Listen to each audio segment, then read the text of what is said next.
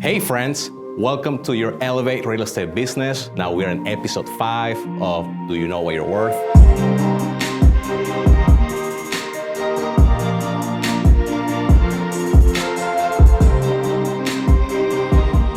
And guys, let's face it, real estate can be chaotic, right? As a real estate professional, you attend to calls, you do a lot of customer service, you negotiate, you do a lot of research.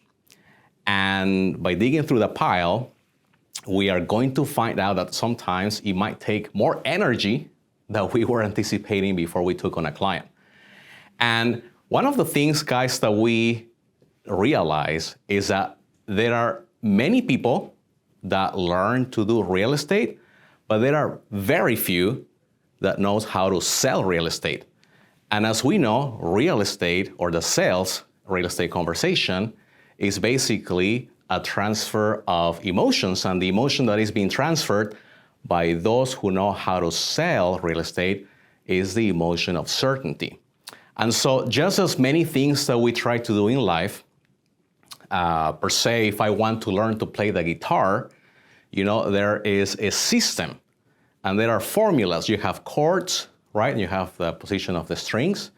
And as we beautifully are able to come out with notes and melody, we're going to actually get our audience to increase and to demand, for us to play when we are either at parties or let's say that we are at a celebration, right? Celebrating somebody's accomplishments or achievement, or for leisure, we're going to have people wanting us to, play the guitar if we're very good at it. And so just as it is much true in the guitar playing, it is also in real estate. In real estate, there are certain formulas that we need to be aware of if we understand this process for the people that actually know how to sell real estate, that it is a system. It's a system of formulas. And one of the things that we're going to be discussing in episode 5, guys, is going to the basics, right? Basics formulas that are going to help us navigate through this process so that we won't find it as chaotic as it may seem to be for us dealing with clients or dealing with likely processes that might be a little bit complex to resolve. Now, as part of this process, we are going to use an example of working with a buyer, right? And what is required for us to set up the right expectations by implementing a needs analysis. Now, this needs analysis in our organization, in the Rexman organization, we call it OKI, which basically stands for assessing the client's needs, understanding the buyer's financial capacity and home criteria, knowing our staff, meaning our technical knowledge, and then executing what we understand to be true and also needed for the client that is going to help, in this case, a buyer or that buyer be successful in their home hunting and ultimately that home purchase.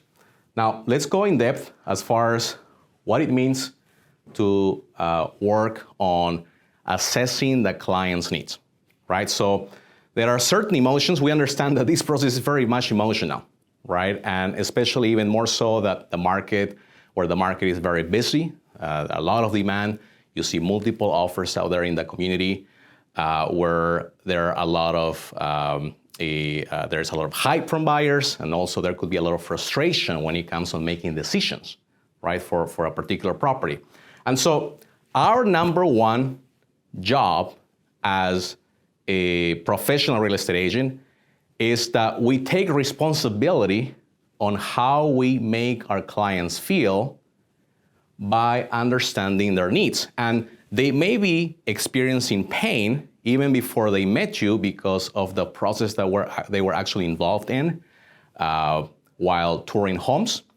They might be actually going through pain because they have a certain budget and likely they are trying to maximize, and so they're gonna need to actually compromise on certain things that they were not anticipating to actually make this a reality. Or they might be driven by pleasure, right? They might be driven by conversations that actually are making them very excited on wanting to take now this big decision of owning the next property. Now, with this comes our second step on this OKI formula, which is understanding the buyer's purchasing power. So we need to have a certain insight as far as their liquidity, their ability to actually use that liquidity in the structure of an offer, along with what that represents in terms of their financing, even though we don't have an obligation, right, to the client to explain mortgage terms, we do have an obligation to be informed and ultimately directing the client into making sound financial decisions, because the offers that we structure are going to basically be a mirror of not what just they have in the bank and what they have been pre-approved for, but it also is going to be a mirror of what we need to do as professional real estate agents to make sure that they are, again, making the right decision as we get to know more of that information. And the other part on understanding the buyers is that of the home criteria, right? Which is going to be what we are very familiarized with when it comes to the neighborhoods, the property floor plan, the composition of the way the property has been built through the quality of those fixtures, et cetera, et cetera.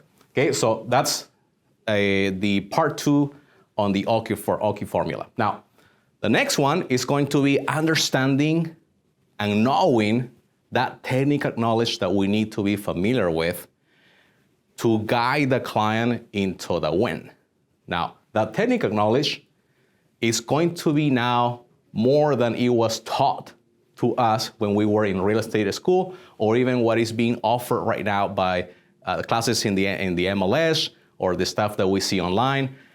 As we've seen, the market is changing and shifting so quickly that properties that have sold in the last 2 weeks, 3 weeks, 30 days, month and a half, 2 months, 3 months are completely irrelevant to what may be happening in relation to the number of offers that a property may have with the type of buyers or the kind of buyers that are out there for a specific community, right? And so it's for us very important to take that proactive step. And that proactive step basically is going to be us taking ownership of picking up the phone, reaching out to those sellers agents out there that are in the community, the listing agents, getting more intelligence than just the basic stuff that is posted on the MLS or through other sources that we find online, on the number of offers that actually have been presented on a pending status property. It also will be information that we gather in relation to the terms that those offers had, so that we are better equipped in understanding that buyer's behavior as we are now getting more of that technical knowledge in the community. Also the composition of the demographics of that community, and over time how that tends to fluctuate or remain stable in reference to the way the properties appreciate or depreciate over time. So all of that insight is very critical for us to know beforehand as we are getting the right steps in place to formulate that strategy. Now, the next one on the OKI formula is the E, and that's the E for execution. So after we have gone in depth and taken responsibility on how the client feels in our presence, by digging further into what is important to them on their pain or pleasure threshold, as we go and understand the client's financial capacity along with the home criteria, we go deep into the technical knowledge and how we're going to implement that knowledge now in formulating a plan of attack that we can lay on the table and articulate the benefits of how we're going to execute that plan to ultimately bring the results that the client is wanting from you and earn that client for life. Guys, I hope you found this helpful. We're going to be attaching a PDF document right below this video that is going to help us navigate through the basics that we need to be familiar with, again, to lead these clients into a successful journey. So hope you enjoyed this episode, and I'll plan on seeing you on episode 6.